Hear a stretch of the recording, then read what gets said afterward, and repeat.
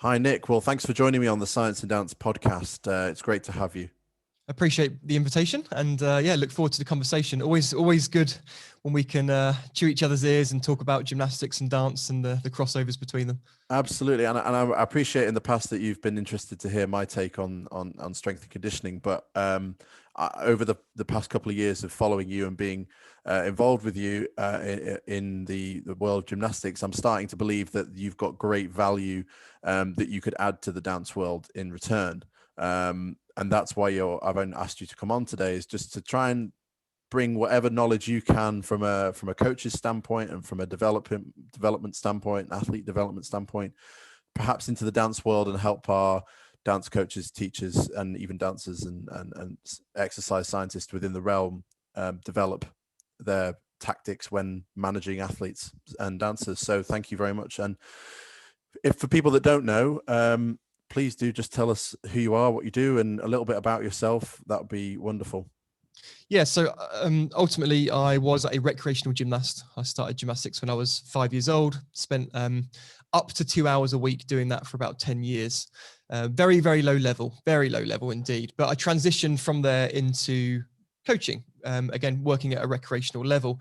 And since that point, since the age of kind of 15, I've basically essentially always been a gymnastics coach. And that is the bread and butter of what I do now, with a large amount of coach education thrown in. I would say I'd probably spend more time developing coaches now than I do athletes. And I've got a real passion for just personal growth, really. And I like to share that with the gymnastics community and anybody else that wants to listen.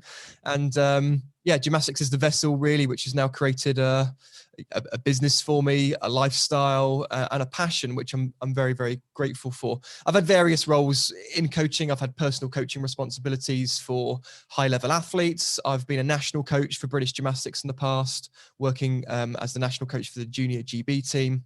I've done a lot of consulting over the last sort of 4 or 5 years since the inception of my business as a brand, if you like. And I've been really fortunate to work with over 20 different federations working at Olympic level, really, and providing advice to those organizations about how they can develop their coaches and athletes as well. So that's in a nutshell what I do.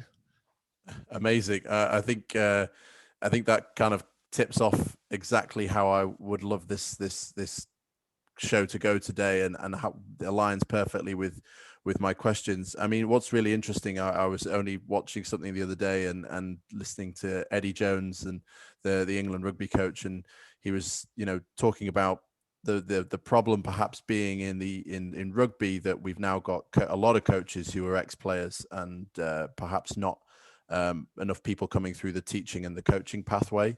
So it's really interesting for me to hear there that you've grown up as a recreational gymnast and then as a coach. And do you think that's given you just loosely a head start in helping to develop coaches from that perspective, rather than seeing it as a gymnast and elite gymnast yourself? I think it certainly breaks down some barriers that people have, some kind of internal limiting beliefs that they feel that they have to be or have been a high-level athlete in order to be a high-level coach. And that's clearly not the case. It's not the case with myself. And there's many other coaches that I know that came from very low performance levels as a gymnast, but have gone up to be and grown and developed to be one of the highest level coaches within the sport. So it's absolutely clear to me that you don't need to have been a high-level athlete to be a high-level coach. That helps me to relate to some coaches, I think. Some might find that an inspirational journey as well, which if that's the case, and that's a bonus. But I think for me, not being a high-level athlete was one of my greatest advantages. Whilst I might not have viewed that when I first started, I felt like I didn't have a head start because I didn't know what anything was. I was learning all the terminology. I was learning the skills. It was all new to me. But really what it meant and what it has meant is that I haven't had any concrete beliefs that were really built up about the way that anything should be done. And I think if you've been coached for 10 years and you transition to coaching, you're pretty much going to coach the same way that you were coached. And I didn't have that. I was starting afresh. There was nothing to, point me in any one direction. I didn't have a particular style of coaching because of the way that I was coached and the way that I'd seen things. I didn't have particular methods that I was always kind of warm to. So I think that really now has actually been one of my advantages. I've had an open mind because I've had to. And do you think there is that risk that if you come from you transition from the profession or you transition from the sport at a high level, there is potentially that coaching bias. And if we're to help dancers or gymnasts or top level athletes transition into coaching, are there particular things that you would suggest people look into? You know, we're looking to almost start again. I know, for example, I have some involvement in the training of teachers as dance, and quite a lot of ex-professionals want to come back and retrain. And I know I'm fortunate to see that process they get completely unpicked and redeveloped. Is that something you look to promote within your coaching development in gymnastics? Yes, in a nutshell, I think so, because there's a lot of things that we need to learn, and there's an awful lot of things that we need to unlearn as well, as athletes as well as coaches. And that is really clear. It's on both sides of the spectrum there. We've all got biases, but many of us are unaware of what they actually are. And I think that's such an important body of coach development and personal development, is being self-aware enough to know where your biases lie. You know, what topic, and it's normally about ourselves, by the way. We're normally biased about our own performance, our own behaviors, our own qualities. And it's not until you invite feedback from other people that you start to understand that you might not be all that you think you are. And I've certainly been on that journey myself. You know, this is the way that we do things. I know this because of that. And it's just like, well, hang on a minute, Nick, you know, have you thought that you might actually be wrong on this? And have you listened to what that individual's got to say? So I think it's really important to diversify feedback, to have an open mind as a coach, to make sure that you're not falling victim to confirmation bias in the way that we view our own selves, which, as I said, is often inflated. We're often very generous about ourselves and quite the opposite when it comes to giving feedback about other people. You know, everyone's doing everything wrong and we're doing everything right. That tends to be how we think, but that's a really dangerous place to be. And that's exactly why you need like a team around you and people that you can trust, to make sure that you stay grounded and you don't go along that line of thinking. So one such example, and you need self-awareness as a leader to do this, is to allow your athletes, your dancers, to attend other clubs, to go to other environments so that they can learn from different styles. And that will diversify how much, just how much of the sporting world or the dancing world that they've had access to. There's nothing worse really for creating a fixed mindset than just sticking to one environment for 10 years. I mean, it's learned behavior. Of course, you're going to think the same way that environment teaches you to think. But what about when you step outside those four walls and you're now in a totally new environment? You think everything's wrong, but you just can't comprehend what's going on because it's so unnatural to you. So, you know, a message maybe for the leaders: can you expose your young dancers, your young teachers to different environments which actually help them and will help your organization as well? Yeah, that rings so many truths in my own mind, and I think that's going to resonate with a lot of people. And there perhaps has been some pockets of the country and the dance world that there's been a lot of competitiveness between studios. There's been a lot of competitiveness between clubs. Don't go on that Easter course because you'll get injured. Don't go on this. Don't do that. And I think in conclusion, I hear exactly what you're saying, and it could be potentially limiting, not only for yourselves as a coach and to let your athlete go and off and do something and say, go and enjoy that. Let me know what you think when you come back. Perhaps they've learned something new and they add to your environment. I think that's a cool concept as well. But it's also interesting that coaches have to have that air of, and teachers have to have that air of self-confidence and being not being reluctant to let an athlete go and do whatever they choose to do. I think there's an element of I know best. And when you talk to coaches, what confidence can you give them that that athlete is going to grow from those exposures? You know, what have you seen in your practice working with the junior national team, perhaps where you got people coming from all over the place to your camp? What do you try and send them away with when they go back to their club? What can they grow in those times on those camps or those Easter courses? Yeah, well, just coming back to the first point about the confidence that a teacher would have to send their athlete or dancer elsewhere, for example, the only thing that would stop that is a level of insecurity. You know, what if they go and they think that this other environment is better than mine? What if they go and they don't come back because they prefer that environment? So really you have to hold that mirror up, look at yourself and say, am I doing the right thing for the athlete here? Or am I trying to look after my own best interests? Now, don't get me wrong. I understand this is all very idealistic, but I also appreciate that clubs have members. They want to retain those members. They have reputations. I totally get both sides of the coin. But the only thing that teachers or organizations can do to prevent losing their dancers and athletes is going to be deliver the best possible service in an environment that those athletes want to be in. And develop such a good athlete coach relationship or dance coach relationship, then you don't need to worry about those things. For me, the most important measure in my life now is impact. It never used to be that way. I never used to see the world in that way. It was more about what can I do for me? And now it's about what can I do for others, which actually helps me to feel better about my life anyway. You know, we've all got the same kind of human needs. We need to feel like we're contributing. We want to be part of a community. We want to grow as individuals. You can get all of that by helping other people. So when you talk about what message do I want to share with people, it's mainly, you know, what do people need in that environment to get the most out of me and the environment? I might not necessarily be the one that needs to give that information or give that coaching. I might just be the one that facilitates an incredible environment for these gymnasts to come into, learn and leave going, oh my goodness, that was just the most incredible experience. I learned all of this and what memories I'm going to have for the future. Now that for me is impact. And it's not until you fast forward, and I'm able to do this now. I wasn't before. I'm 33. I've been coaching for over 15 years. So I'm able to talk to young gymnasts that I've coached before in the past and understand the impact that I've had on their career, either positive or negative. I'm able to have conversations with a lot of the senior athletes that I work with around the world, Olympians who are in their 20s, some of them 30s, and ask them, you know, what are your best memories of gymnastics? You know, who's made the greatest impact? What have been the most important things in your career? And it's not always, in fact, it's hardly ever, oh, this coach taught me this skill. It's more about all the good things that came along on the journey. And that is what's so important. And again, you won't realize this if you've only been coaching a few years, because you haven't got that kind of timeline to look back on and reflect and talk with those athletes. And so that's been really powerful for me, just having those conversations. And then you start to realize how significant the insignificant moments are to them, the things that they come back to. When you said this, when you cared for me there, when we had that car journey and we were all just singing in the car, and it was cheesy, but it was fun and everyone had a really good time. You know, those are the memories that last. And it's not necessarily that I won this event. That was my best performance. Those things are important to the athletes, but they might not be as sticky for them in their memories, if that makes sense. Doesn't make sense. I mean, it's a very powerful message that people remember times with people.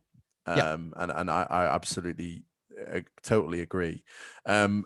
Just to kind of close off that topic of perhaps coaching and coach development and understanding what it is to be a coach and how we can develop as coaches. I think in the current climate, we want all coaches to develop a level of empathy and, you know, a relatability, and that's important, understanding an athlete's environment right now. But I think there's a lot of coaches that perhaps are scared to motivate in certain ways. And I believe that there is a fine line sometimes, or certainly there is a spectrum of what is a carrot dangling on the end of a stick and what is the stick that you use in order to motivate. How do you manage the difference of what an athlete perhaps needs when they need motivating by a goal that's further in the future, or whether they need, look, come on, get out of the chair, you need to do this, or this is going to help you, and motivating them to do something perhaps with a little bit more of a, I'll say, a forceful tactic. I'm not going to, beat around the bush. Yeah, I'd say that I think that a lot of people are looking for quick solutions with regards to motivation. And I always say goals are not the answer, personally. I don't think a goal makes a difference for many athletes, because the goal might be 6 months, 12 months ahead in the future, but you want the athlete to be motivated like now, stay in the present moment. I think inspiration is the most important ingredient here. And I see that as being quite different to motivation. So if you can inspire an athlete to work, then they're going to do that over and over again. They'll deliver when they're tired because they're inspired by the opportunity, the vision that they have about where they want to be as a gymnast, where they want to be as a dancer in the future, what stage they want to dance on, whose company they want to be part of. Like that for me is inspiring. That is kind of like a magnet pulling someone towards it. Motivation I see as like you've got a massive, great big rock and you're pushing it up a hill. And if you let go, it's going to kind of tumble back down again and you have to start again. And I find that is often what some goals can do. Not all of them, of course, but some goals tend to do. So how do we inspire? Well, we expose our athletes, our dancers to what high performance truly looks like. Like it could be taking the dancers to a show. Forgive me if I'm using terrible terminology. No, here. you're not at all. Not at all. It would be taking our gymnasts to some high-level gym club to watch their heroes train, for example. It could be getting YouTube open and showing them a skill that child is already learning, but an Olympian is doing, and you show them that athlete performing it on the Olympic stage. So you can say, look, can you see this skill being performed? This is exactly the skill that you're now currently learning. And they've had to go through the same process that you have to learn it. So like you're following in the footsteps of one of these Olympians here. You know, these are all ways of inspiring. And I think that's a lot more powerful than thinking about some of the carrot and stick kind of variants. Now, again, very idealistic way of looking at things, because I fully appreciate that you can do all of that and there'll be many athletes, dancers that it just won't work for them. Okay, so it's really about knowing your athlete. It's knowing the individual that stood in front of you and understanding, you know, what does make them tick? What are their triggers? You don't want to. So we talk about intrinsic and extrinsic motivation. We want everyone to be intrinsically motivated. Great. Not everyone is. Just got to deal with that. We don't want to just flood them with extrinsic carrots, because that becomes self-fulfilling. You know, you're then teaching the athlete to only to only value extrinsic rewards. So the praise, the medal, the sponsorship agreement, the social media followers, all this stuff, which is extrinsic, which might come as a result of them working hard. You don't want to flood them with that stuff, because then you're actually you're almost nurturing the beast. You're making it harder for them to think intrinsically. We've just got to get the balance right, you know, understanding what is important for that particular individual. Because unless you've got that understanding, you're unable to, you know, to find whatever tools you need in order to motivate them in the first place. I think the culture itself is a very important part of this. So there's a lot of hours involved with dancing, a lot of hours involved with gymnastics, you know, and you're surrounded with a group of people for most of that. If the people you're spending time with are all working on the same journey, you're all supporting each other, you're having fun, you know, you're part of an experience every time you step into that environment of challenge, of achievement, yes, of failure, but also bouncing back and coming back from that, then I find that to be quite motivational in itself for many athletes.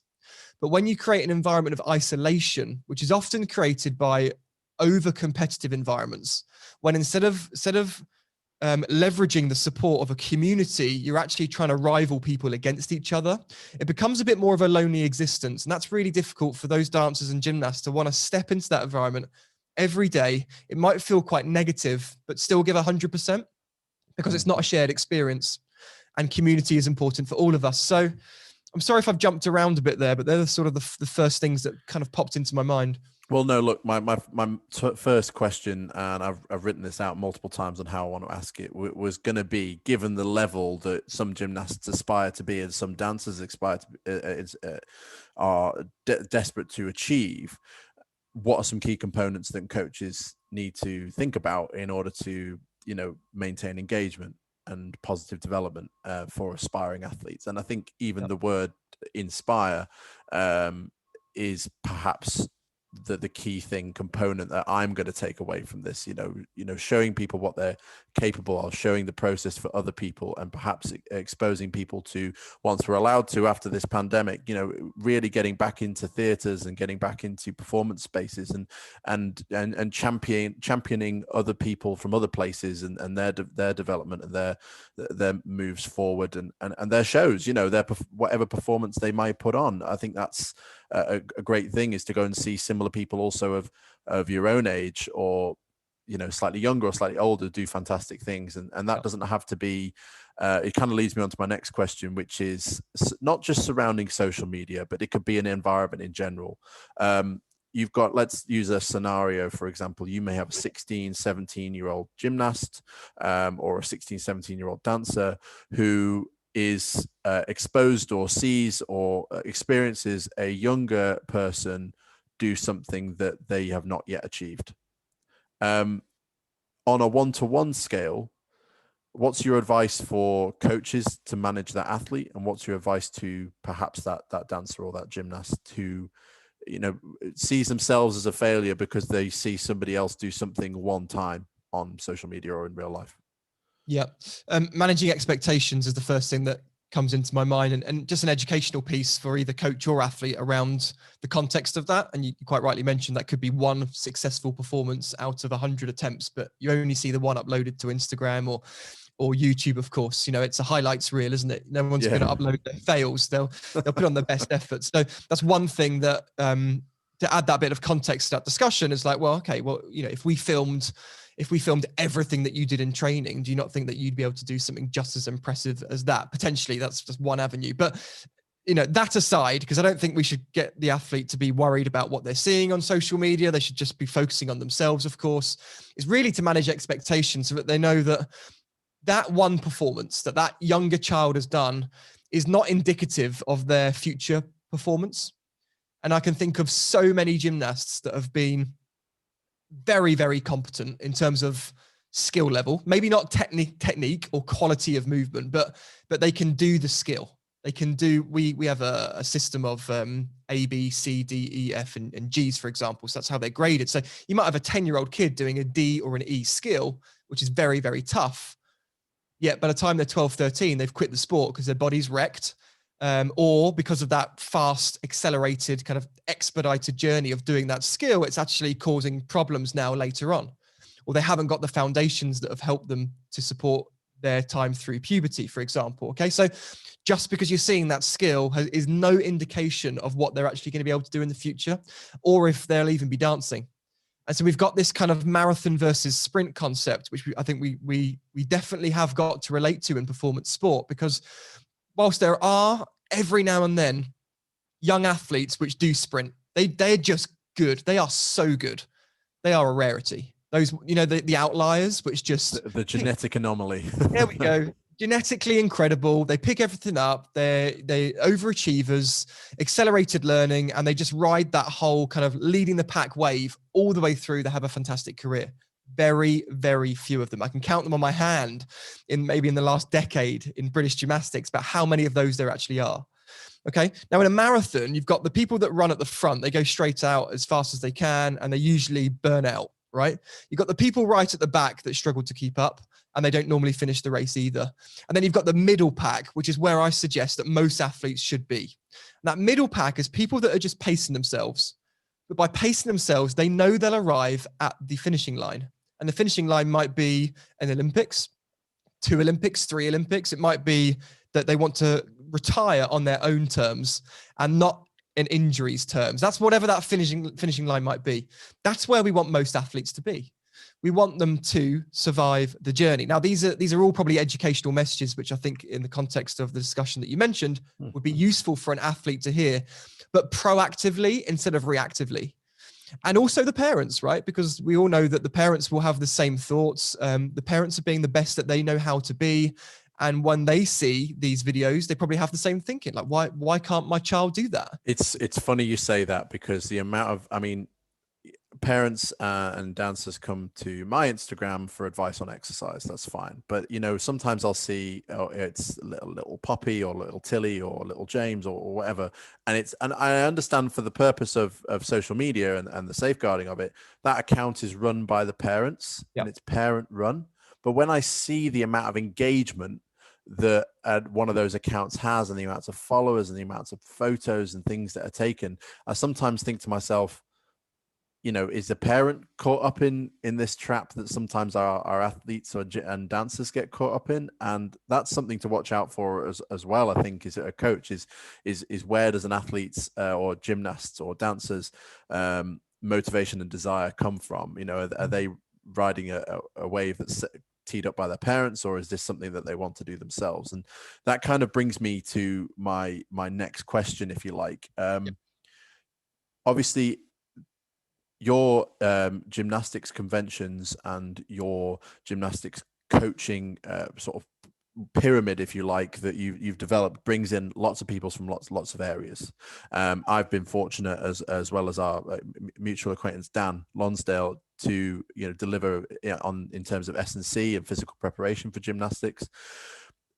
What's it been like as a coach, learning and beginning to understand sport and exercise science? What's it been like trying to bring in S&C or sports psychology or sports nutrition and teach yourself about these things, or perhaps go on courses to learn about these things, and then suggest to your dancer or gymnast or athlete that that's something that they should engage with as well? What's that journey been like for you?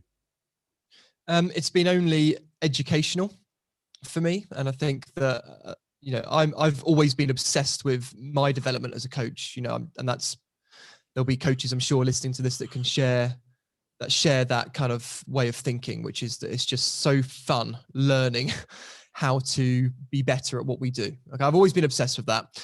And so for me, it was pretty easy transition, because when I was first introduced to the concept of science and medicine support for sport, that probably would have been in my time working for British Gymnastics. You've got the EIS, for example. They're obviously the partner body with the Olympic sports and disciplines. And so all of a sudden, I went from never really being exposed to those professionals with that experience to now having a biomechanist, a dietitian, nutritionist, a sports analyst, physiotherapies, doctors, and everyone there as a team. You've got this entourage of people which are there to answer questions, not to support me, but to support the athletes as well as the coaching team. And it's like, it was remarkable. And so for me, the transition of never having that kind of support to having that support was an easy one, because it was like, well, wow, I'm going to learn loads from these people. And I did. I always revert back to the lessons that I learned from the S&C coaches specifically within that team, because it was always like, okay, I've got this problem. Can you provide me with a solution? Yes. Here we go, X, Y, and Z. And what makes that process easy is that the information works. so you just implement it, you get the results that you want, or you get closer to them at least, which just reinforces the fact that there is so much value there, tapping into people that dedicate their lives to a specific niche within performance sport. Now, if we go sort of back towards grassroots with the same concept, yep. I think any young coach or young teacher would want their individuals to be exposed to the similar level of service that is provided, for example, with a governing body, or an overriding body, should I say, such as EIS. And not everybody's got access to S&C and physiotherapy. And I think physiotherapy, certainly within dance, has been around as this, previously, before my time, a reactionary service for when people got injured, and sports doctors were there as well. But now we're trying to be so very proactive in our approach to reducing injury risk, giving our athletes the best possible general platform in which to develop, and that's great. But I think because of financial situations and the costs that are involved in running a dance studio and running a dance center, there can often be an obligation to provide these things without prior training, prior learning. And what's your message to gymnastics coaches or dance coaches who want to implement S&C slowly, steadily, and safely? Do you advise people to go to outside practitioners, seek their, suggest people, or do you say, look, I want to try and bring somebody on board? What do you think could be a key way to expose those grassroots clubs and studios to that sort of thing? Yeah. So first of all, I would say that there are a lot of very, very good practitioners that are not working for governing bodies, of course. People like yourself. Dan has been great for me. I've learned an awful lot from Dan Lonsdale, who we talked about before. He was kind of my right-hand man in a previous job that I had, role working with Amy. And people like Dan, they didn't come through the governing body, they come through local council support, different partnerships and programs that are in place. So I would say the first port of call is, can you target the local council? Is there a sport department and a performance sport department that want to help out or can help? That's number one. Can you approach local colleges and universities to find students that need experience, that might not have the level of experience that you aspire for just yet, but they've got an awful lot more than what you have, and they can just kind of kickstart you and get you going? That will be the second thing. Can you create a partnership with a local S&C coach that It might not be in-house support necessarily, but you can get your athletes traveling to them one day a week, or you can get that coach traveling in-house and they just do one night a week only to start with. That money is covered by the athletes, just paying a few pounds more each, and the club can put in a little bit. But you don't need to go straight from like having no support to like full-time support straight away. Yeah. It's probably not needed for most clubs. They just need to kind of get the ball rolling. Maybe it's once a month that you bring someone in to do a discussion. Maybe it's like an hour lecture, let's call it.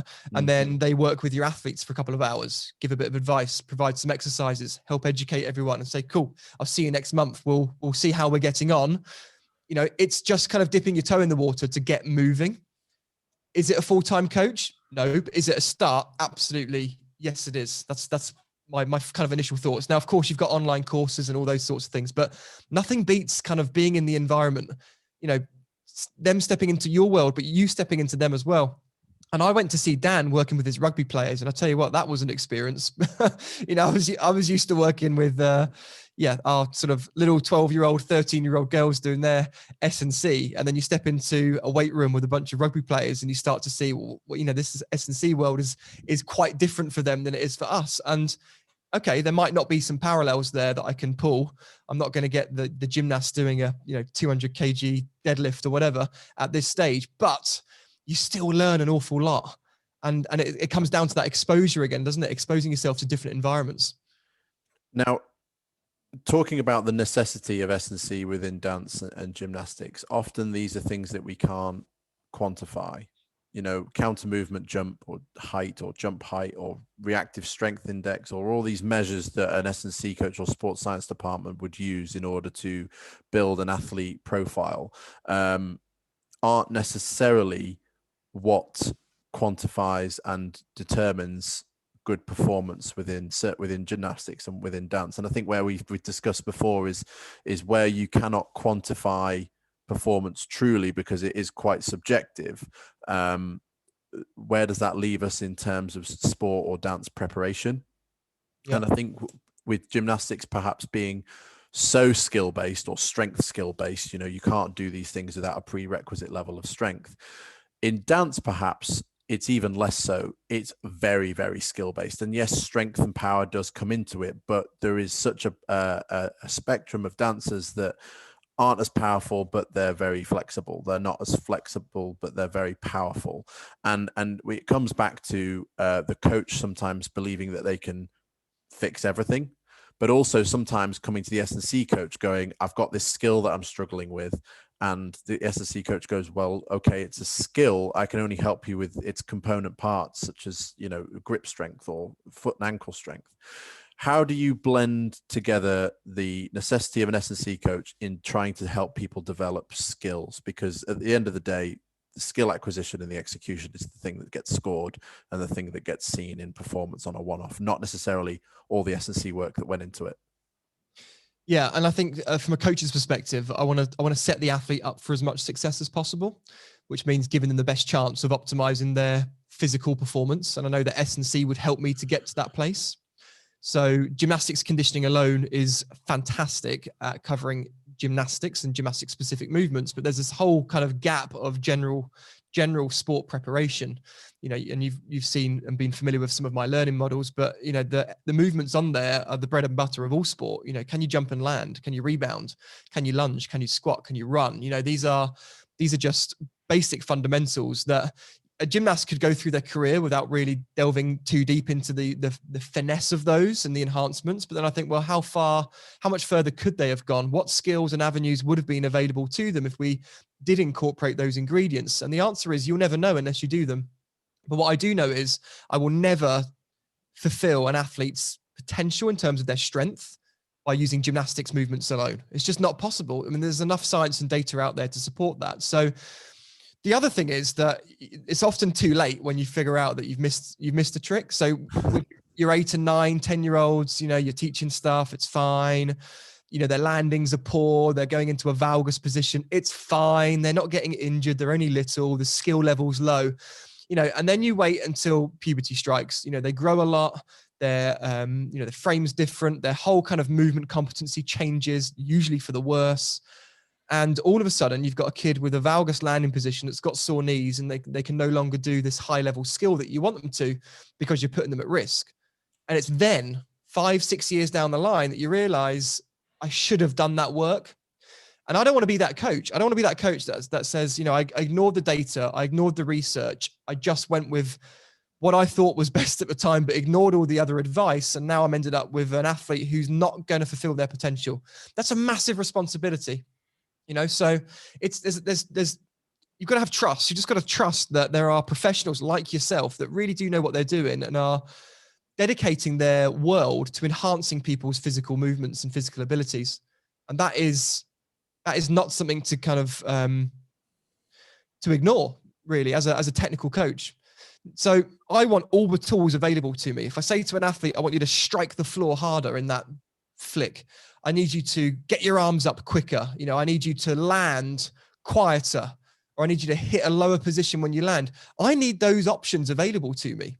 But if I've got to go, oh, you know what, her hips are weak, so I can't get her to do that skill because she's got poor hips, or she can't land effectively forwards because her ankles, or backwards, sorry, because her ankles haven't got the right range of motion, or we can't tolerate a Yurchenko vault because she can't cope with the force through her elbows because she's too weak. Like, you're just closing doors to athletes, and you just don't know what doors you're going to need to be open in the future. And so hopefully that kind of sums up a little bit of how I'm thinking about that pathway, that journey. I mean, yeah, it just sounds like, there's general, more basic prerequisites that perhaps could, set up somebody for future development. And I think that's something that a lot of coaches would agree on. And if we think about it we've talked idealistically, but if we think about it in an idealistic way, if you could expose and open doors, 100 out of 100 doors, at the beginning of somebody's career and when they start to take the sport or dancing seriously, then the chances that they're going to have limitations is far less. And that's kind of why I see it. So people ask me the question, oh, how young is too young to start S&C? I'm like, well, it's not too young. It's just a case of what you do within that realm. They see S&C and they think lifting weights. So, that is a common misconception, with young athletes, it's still just about basic movement competency and skill acquisition, but in a raw human being kind of way. So that definitely answers the question, and it kind of takes it away from, oh, well, she did, a 10-meter flying sprint at X speed, therefore she's going to be, when it comes to your daughter, I know that's going to happen. But it leads into another question, which is when it comes down to the coaching process and perhaps an athlete is not executing a skill in its entirety or as effectively as possible, or that will get them the best score, there's often this coaching obligation to be able to fix it immediately. I've got the trick that will fix your pirouettes. I've got the trick that will fit your whatever it may be in gymnastics. I will fix that on the spot today because I do this certain thing. And I think that we're coming away from that, but I'm sure you'll agree that there is still an element of coaches that perhaps think that they've got a fix all for certain things. When you're talking to an athlete and they're perhaps having a tough time with a skill, what are you looking for? What are the key components to the coaching process that would allow you to overcome that moment? Do you feel like there's a number of possibilities you talk to the athlete about, or is it sometimes very, very obvious? I'm kind of leading on the question there, but what do you see when you see an athlete perhaps failing and want to help them put it right in that moment? Yeah, I think that all coaches have got a toolbox which are available to them, and I often refer to a golf bag. I don't know whether you play golf, Rupert, or not, but I do. There we go. You'll know that you have a number of clubs which are available to you at any one point. Some of those are going to be very appropriate for the shot that you've got. So if you're going off the tee, you're probably going to pick a driver. You're not going to choose your putter or sand wedge, right? Right. If you're in the fairway, you're not going to go for your driver. You're probably going to go for a 4-iron or a 5-iron. It's the most appropriate shot for the given situation, and so on. And I see coaching in the same way, that you've always got opportunities and avenues and choices, and you can choose bad choices, and many coaches will. Through a lack of experience, they just won't realize that there's another club that can do a better job. They'll think that, there was this one time when I used that sand wedge down the fairway and somehow I managed to hit the green. And so now they pick out that club every single time thinking they can replicate the result, right? Yeah. So the way I'm laughing because it's just such a great analogy, but please carry on. It's so good. Yeah, but this is always about self-awareness as a coach. Yeah. And you mentioned kind of God complex thinking before, which is like, it doesn't matter who's in front of me, I can fix you. I've got the solutions. And that God complex kind of way of thinking is a really dangerous place to be because it stops you from looking at all those different avenues and opportunities which are available. So there's obviously a lot of context here. If it's an older athlete who's pretty experienced and they're failing at something, you can probably kickstart with a conversation. How are you feeling about this skill? Is there something in particular that you are finding most challenging about this? What do you think is the reason why this isn't going as well as you want it to? Is there one particular phase of the skill which you think we should work on instead of trying to cover all bases? Normally starts off with a conversation because then you get the engagement, you're empowering the athlete to take a little bit of control of that journey as well. If it's a younger athlete, it's going to be more instructional. So you still need to communicate to them, okay, don't worry. I know you're making a lot of mistakes, but I think that between the two of us over the next kind of couple of weeks, we'll be able to sort this one out. So straight away, you've created a partnership, you're creating a bit of energy there.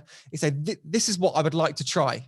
And how about we give that a go for the next few days? And if that doesn't work, we'll look at a few other options as well. But over the course of 2 weeks, I think we can probably together manage a solution. But just be patient because it might not go as well as you want it to straight away.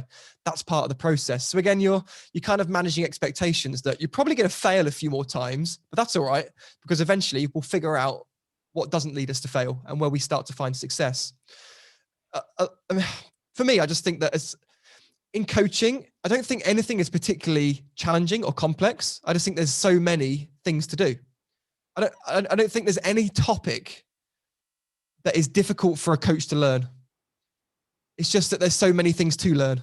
And that's the problem. And it's taking that step back sometimes and going, okay, there's so many things that I could fix or change here, but which one is actually causing the problem? It's that kind of domino effect of cause and effect. What one thing is really contributing to this skill not being right? Let's prioritize, which ones are most likely to be the case. Is it going to be nutrition on this pirouette that's failing? Okay, well, it could be a lack of concentration, which is caused by the nutrition, but to be honest, it's more likely to do with their center of mass not being over their support leg or something like that, okay? Forgive me for stepping too far into the dance world there, but... Do not worry. I mean, I get where you're coming from, and it kind of, again, nice segue into my next question on that topic is that, okay, so we know about the process. We know that 2 weeks down the line, we're going to be in a better place than we are now. Yeah. And I believe that is true for a lot of people. Perhaps when you start to believe as a coach that there are other factors at play as to why somebody isn't achieving, how does that conversation go with perhaps your and in gymnastics, I guess that's quite a competent age, but 16, 17 to up to 20-year-olds, which are probably elite level now, or certainly elite recreational level. How does that conversation go when there's frustration creeping in, and we've tried this and we've tried that, and now there's perhaps the multifactorial aspect to, what's going on? Are you sleeping okay? Are you coming in pretty tired? Like, how does that conversation go from your standpoint? Is it just again about asking, polite questions, a level of empathy? Have you seen scenarios that have been, a plethora of mistakes or failures over a period of time, which have been caused by things outside the gym, outside the studio? Yeah, and I think you mentioned the word empathy there, which is probably the key here, is if you're, by the time that athlete is 16, 17 years old, I'd like to think I've got a really good relationship with them and that we can communicate about all sorts of different things. So you're not just going to get this curveball come out of nowhere. You're going to know the athlete. No one knows the athlete better than the personal coach typically, or the people that are spending time with them every single day. You can read the body language. You should be having these conversations, what one of my mentors calls in the spaces. It's not the technical time. It's the bit that happens in between your technical points and your S&C sessions. It's, that moment of building rapport and just having general chat. Like, you should know through the vibe if something is wrong, and you should be able to communicate with your athletes, but you can only do that if you've built that athlete coach relationship, and that's going to be built on trust, isn't it? It's whether they know that you value them for them and not for their performance. So You know, are they just an athlete to you? Are they another number? Are they just another person that can help you win medals or create this amazing show? Or do you really value them as an individual? And do they feel that? Because if they do, then they're more likely to have some of these upfront conversations. Now, depending on the context of what I think might be going on would depend on whether I would be the most appropriate person to have that conversation. From a welfare perspective, from an expertise perspective, it might be that you need to call upon other providers. And again, if you've got the luxury of having access to that, that could be a psychologist. It could be just talking to the parents. It could be a nutritionist, you know, because that's not a world that I'm going to step into, you know. And so it's really understanding where not where the line stops as such, but is the coach a facilitator in resolving whatever concerns there are? Or do they go beyond the facilitator? Are they the person that needs to drive that conversation? But I think that just communicating is the key ingredient here. And you'd ask, you know, have I seen this kind of go wrong? Absolutely, over and over again, from coaches that don't have the empathy for the athlete, that won't even consider that there's anything which could be affecting their performance, other than the fact that they're not trying very hard. You know, so they're not performing well. You're being lazy. Okay, you're not concentrating. You know, just immediately going to those kind of answers as opposed to thinking, you know, the empathetic way. Is there something that I'm missing here? Is there another form of stress here which I haven't considered? You know, is it a sleep thing? Is it a family thing? Hey, is it a boyfriend or a girlfriend thing? Depending on, you know, which athlete you're working with, etc. There are so many other factors, and I think that's what athletes need from us as a coach, is to be very emotionally intelligent, to demonstrate enormous levels of empathy, because without that, at some point the journey will go wrong. And again, it probably won't be when they're young, because they're robots and they'll follow advice and instruction. It will be as they start to develop and grow older. Based upon these things that you've seen, and times when people haven't been, you know, achieving what they perhaps set out to achieve, or, you know, and I'm sure that's amongst great success at the same time, and I'm sure there's light at the end of the tunnel for all these athletes where eventually they overcome these things and do achieve.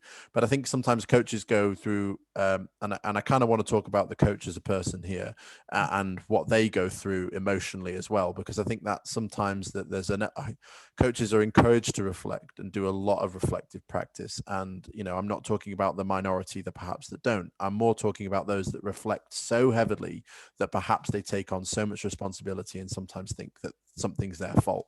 Oh, you know, my athlete fell off today. She hurt herself. I feel responsible.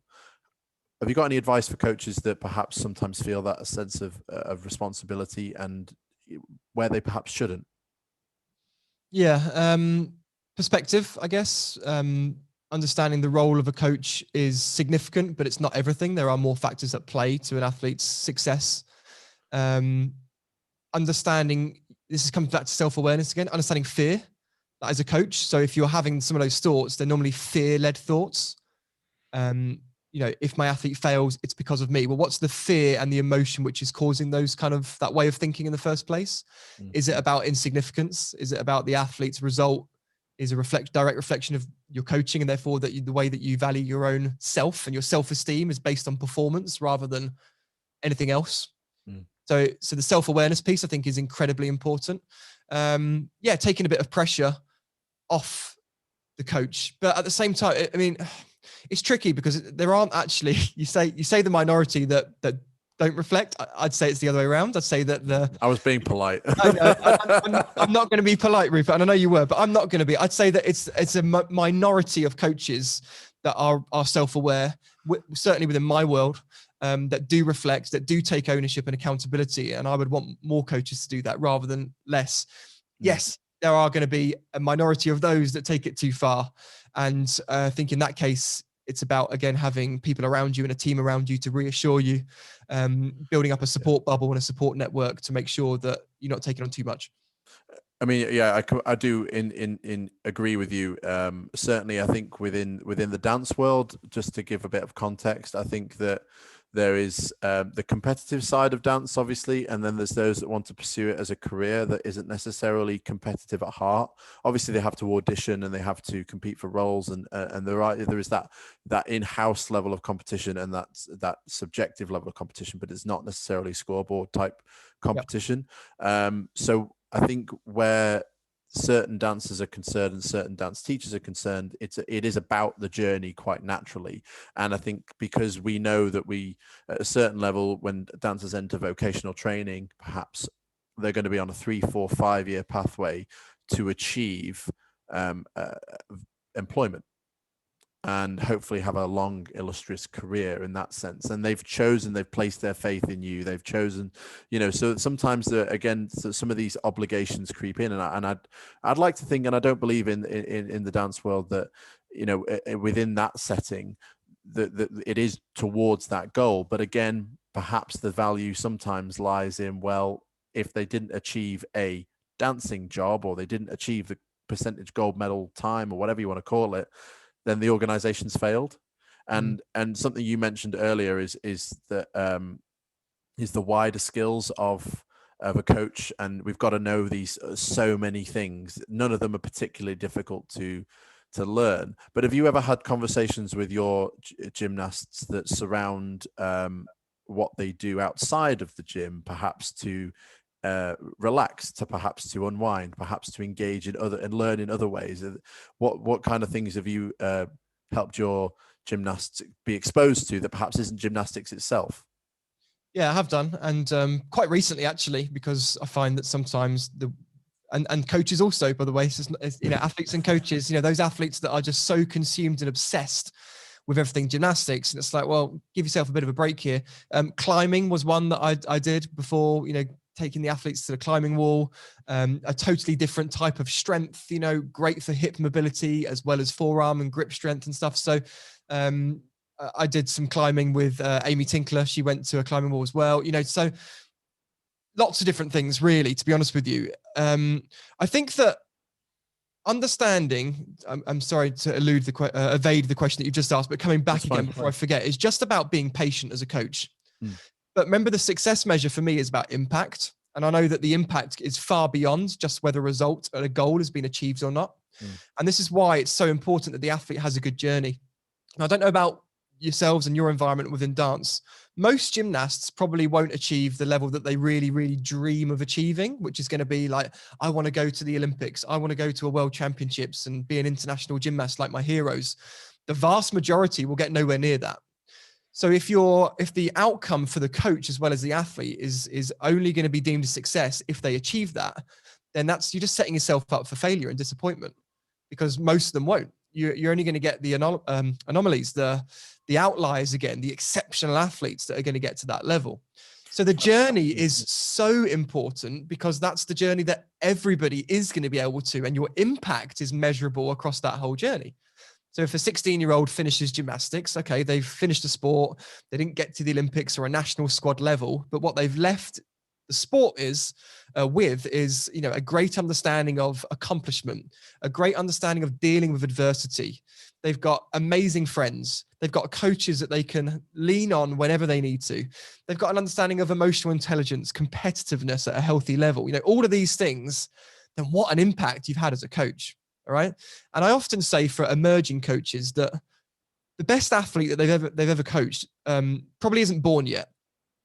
And that's just the reality, that we're very impatient when we first start coaching. We want results straight away. But for the young emerging coaches that are just starting now, the best athlete that they ever produce, and let's use that term, probably isn't yet alive, because they haven't had the coaching years yet to kind of support that level of coaching. They might need to wait 10, 15, 20 years. And sometimes it's just like, just take a step back and enjoy this part of the journey, like this kind of messy, everything's confusing, exciting stage. I see that as the exciting stage because there's far less pressure. When I first started coaching, there just wasn't any pressure. It was just about, you coached what you coached. The result was what you got. And now it's like, well, actually, Nick, you're consulting for 20 teams around the world that all want a medal at the Olympics. That's less fun. There's pressure.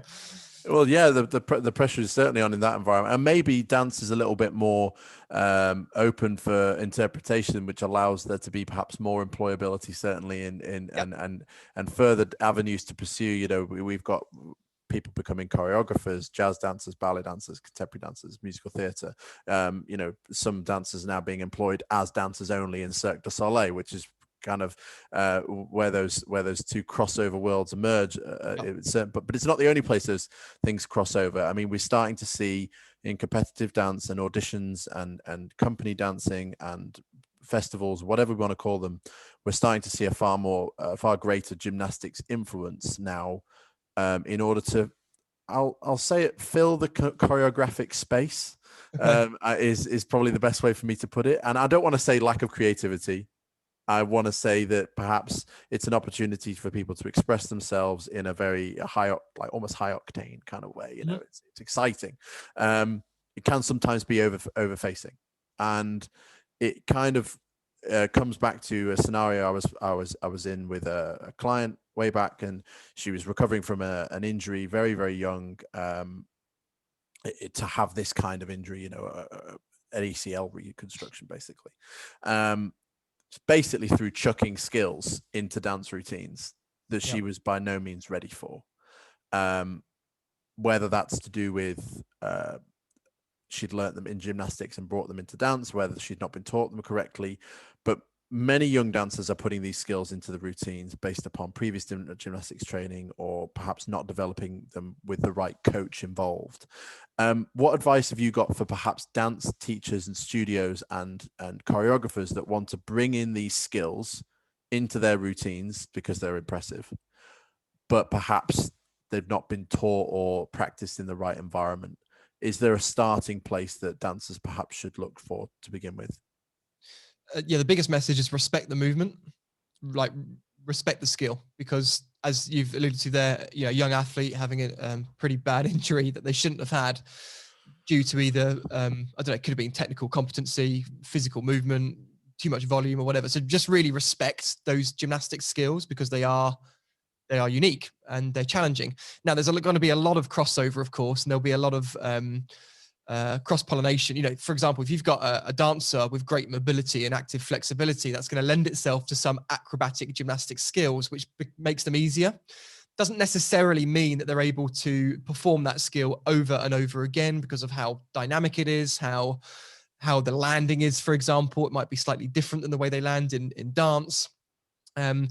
So yeah, really respecting the rules, but also, you know, flip this the other way around. If you said, okay, well, we're going to take a lot of what dancers do and we're going to put it into gymnastics, I'm sure a lot of dance teachers would say, whoa, there's you're going to do it wrong because you don't know the basics. You've got to understand the basics first. You can't just copy the movement.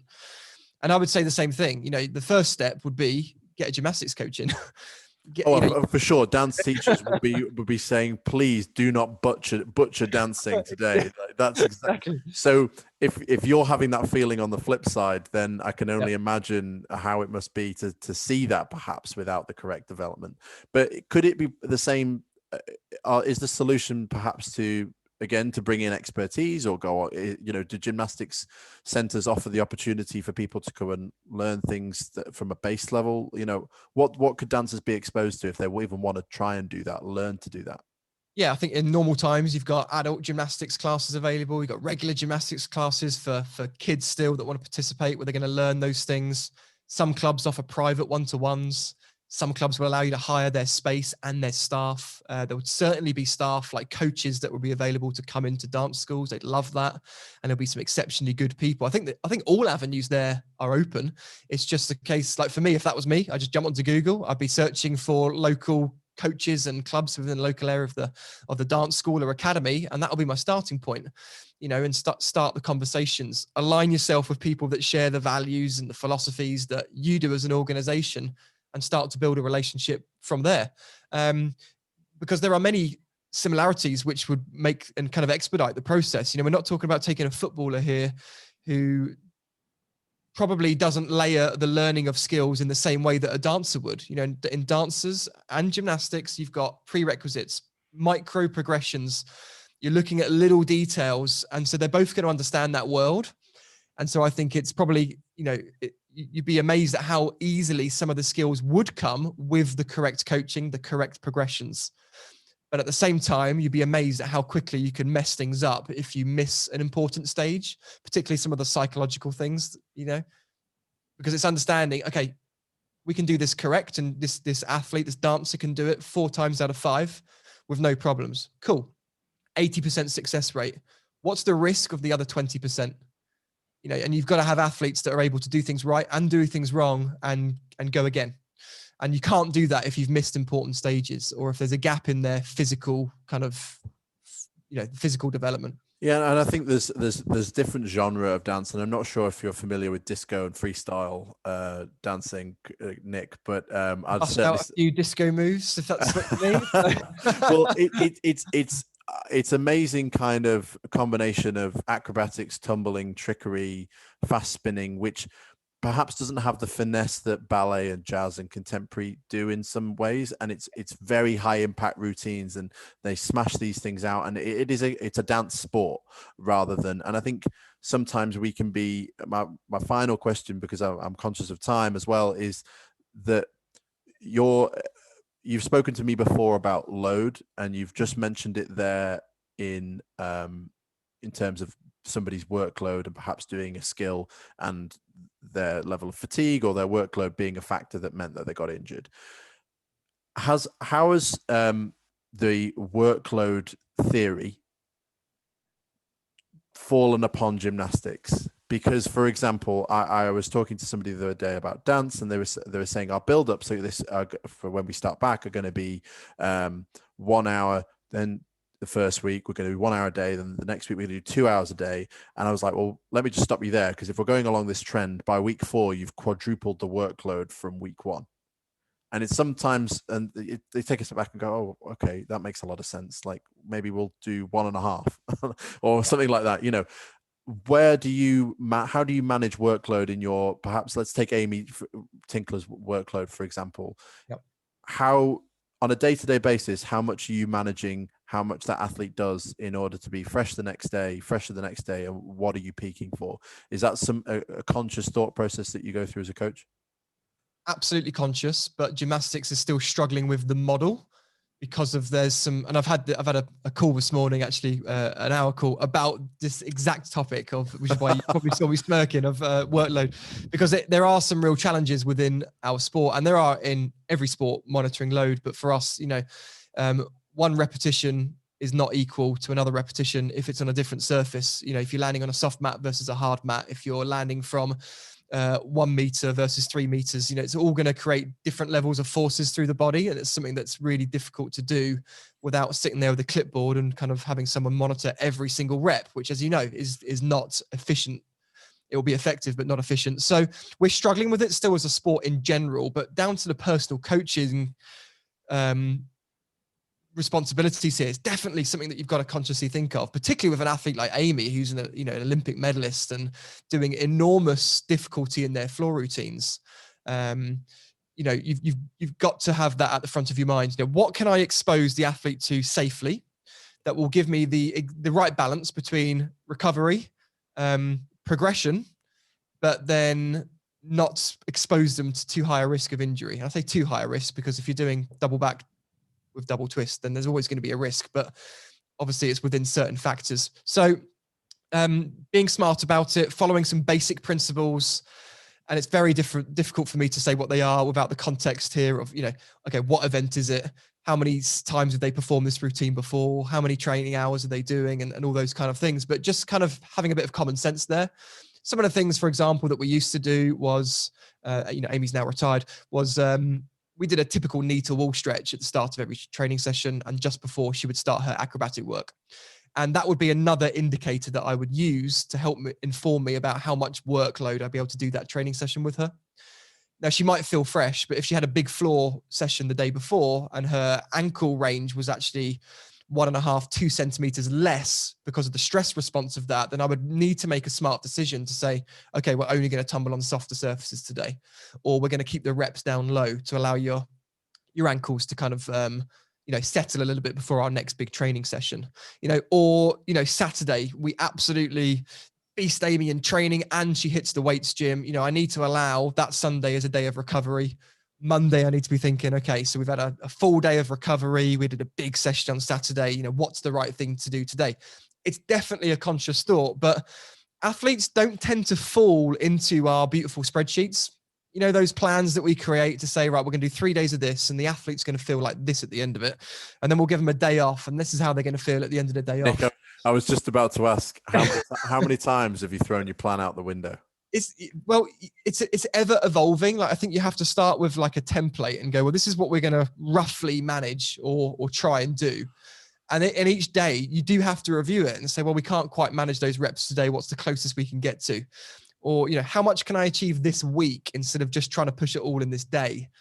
I mean, this is a topic that we could talk about for hours, you know, periodization, planning, workload management, etc. But ultimately, I think that you have to be kind of rigid with your standards, flexible with your approach. You want that high performance result, but you've got to bend a little bit in terms of how you're going to navigate to it. And ultimately, of course, it's always putting the athlete's welfare at the front of those decisions. Okay, well, Nick, you've pretty much ticked every box today in terms of questions. I cannot even start to think about the amount of detail and thought you're putting into these answers, and I just really, really appreciate it. I feel like I've unpicked every question that with you that I've wanted to ask you for over a year, and I really, really appreciate you joining us today. And I think it would be really beneficial for people to go and visit your podcast as well, where you interview and talk with some really fascinating people from the world of gymnastics and other practitioners also that you bring on board like yourself. Oh yeah. I love being part of that, and that seems like an ancient time now compared to now. So I appreciate you returning the favor for me. Where can people find you? Where could people perhaps get in touch with your content and reach out to you for the future? Thank you, Rupert. And again, appreciate the opportunity to come on and chat with you. As I said at the start, it's always enjoyable and I learn a lot too. If people wanted to kind of follow up with this, with either listening to my podcast or whatever, the podcast is called the Gymnastics Growth Show. It's on Spotify and Apple Podcasts. And my handle is @Nick Ruddock across Instagram, Facebook, Twitter, YouTube. Instagram's where I'm most active. And on my website's nickruddock.com as well. So that's RUDDOCK for myself. And I like to ask a lot of people this question, and feel free to not answer it. Have you got any big projects that you're excited about in the kind of the coming year once life kind of trends back to normality? Is there anything coming up that people should watch out for? And is there anything sort of in the pipeline? My issue is I've always got way too many projects in the pipeline. So yeah, I mean, expanding on a lot of the coaching programs that I'm doing now. I've got something called the Gymnastics Growth Academy, which is basically a membership program for coaches wherever they are in the world. So we've got massive plans at expanding the level of content and the amount of content in there when we can get back into a gym, filming some stuff again. And just basically looking forward to putting some events on again. It's been a bit of a while since I've been able to run some big events, like big conferences. And so, yeah, watch this space. I've got a wedding I've got to get out of the way first before I'm allowed to run another event, Leo. Well, I appreciate you bringing your coaching knowledge in its levels to the dance world. I think you've spoken really eloquently that the dance teachers and coaches and dancers will be able to relate to. So thanks again. And this has been awesome. Absolute pleasure. Thanks so much.